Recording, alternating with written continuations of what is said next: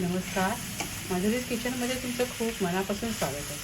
आज मी तुम्हाला छान असे अळीवाचे लाडू करून दाखवणार आहे. अळीवामध्ये आयर्न, कॅल्शियम भरपूर प्रमाणामध्ये असतं. शिवाय हे औषधीही आहेतच. असे छान लाडू मी आज करणार आहे. चला आपण रेसिपीला सुरुवात करूया.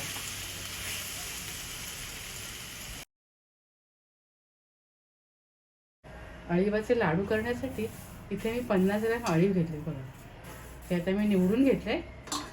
बघा असे अळीव असतात. हे आता मी निवडून घेतले. हे मी तुपावर भाजून घेते. इथे मी पॅनमध्ये 1-2 चमचे तूप घातले. तुपावर आपण अळी घालूया.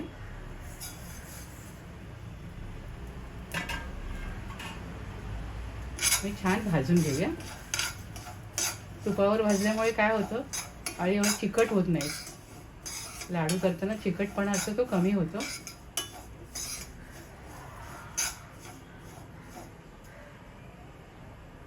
अळीव भाजताना बघा असा चटचट आवाज येतो.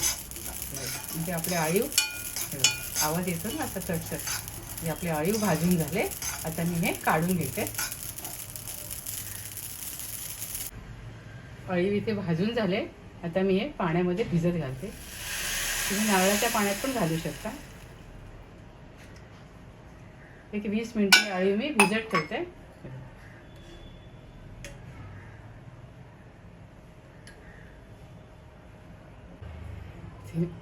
अळीवाचे लाडू करण्यासाठी बघा, हे अळीव मी आता भाजून भिजवून घेतले.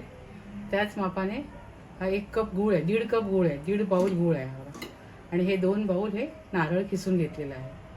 आता आपण रेसिपीला सुरुवात करूया. इथे मी पॅनमध्ये 2 चमचे तूप घातले. आपण तुपावर ड्रायफ्रुट्स घालूया.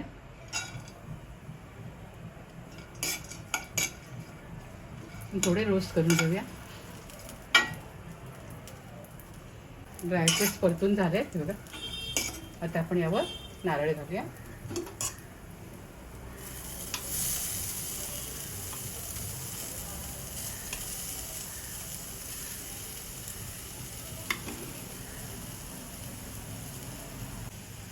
ओला नारळ आपण छान परतून घेऊया.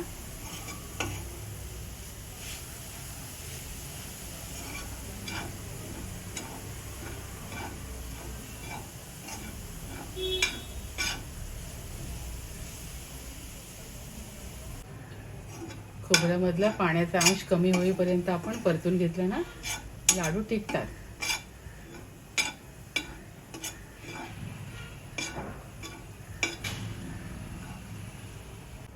इथे बघा नारळ छान परतून झालंय खोबरं.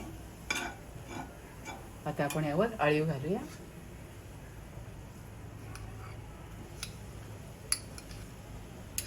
तुपावर भाजून भिजत घातले ना, म्हणजे लाडू छान लागतात खायला, चिकट होत नाही. खोबरं आणि अळीव आपण पुन्हा परतून घेऊया.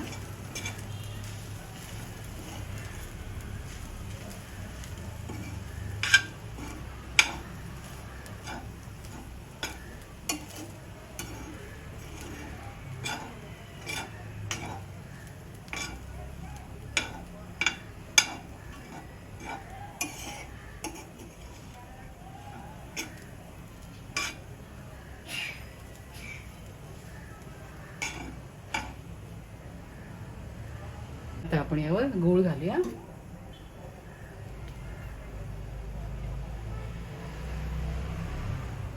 आता गूळ आणि खोबरं एकजीव होईपर्यंत आपण परतून घेऊया.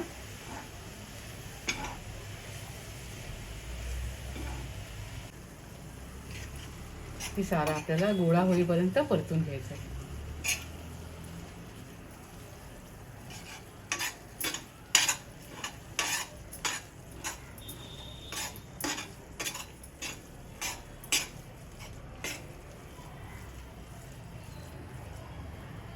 यावर आपण थोडी वेलची पावडर घालूया.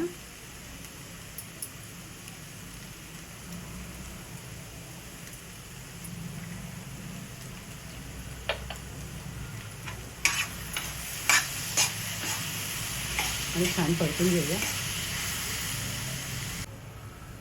आपण हे मिश्रण परातीमध्ये काढून घेऊया.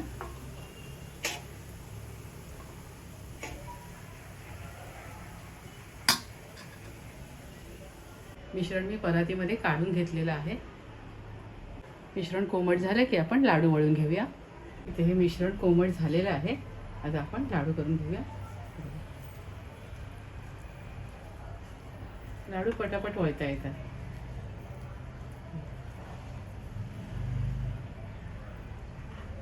अशा प्रकारे मी सर्व लाडू वळून घेते. इथे आयर्न कॅल्शियमने भरपूर असे हेल्दी लाडू मी तयार केलेत. तुम्ही सुद्धा अशा प्रकारचे छान लाडू या हिवाळ्यात करून खात राहा, आनंदी राहा, स्वतःची काळजी घ्या आणि माझे व्हिडिओ पाहत राहा. शेअर करा, लाईक करा, आठवणी सबस्क्राईब करा. धन्यवाद.